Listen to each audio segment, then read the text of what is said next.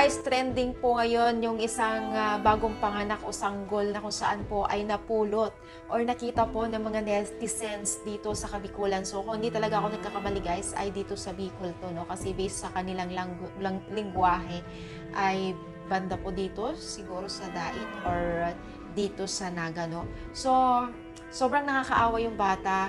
Bagong panganak pa lang siya ay inabandonan na po ng kanyang nanay. Buti na lang guys, ang nasanggol ay buhay, no? Sobrang tuwang-tuwa yung mga netizens nang makita na buhay pa itong bata at agad naman po ni-report sa barangay at balak na nilang dalhin ito sa ospital. So ngayon po guys, na hindi pa natin alam kung ano man nakalagayan ng bata.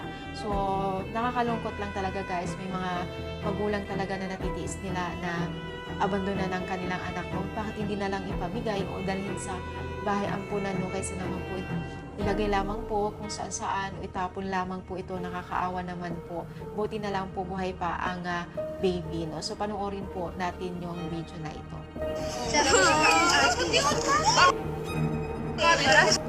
Buhay pa? Buhay pa? Buhay pa lalo?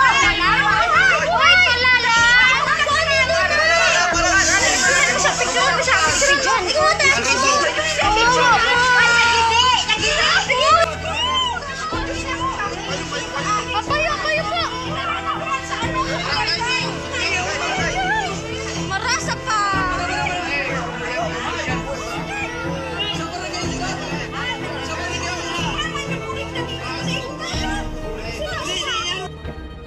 So, buti na lang guys, buhay pa yung bata, no? At talagang porsigido po yung mga netizens na dadalhin at dinala dito sa barangay, no? So, i-like po, pa-share, and pa-follow po ang ating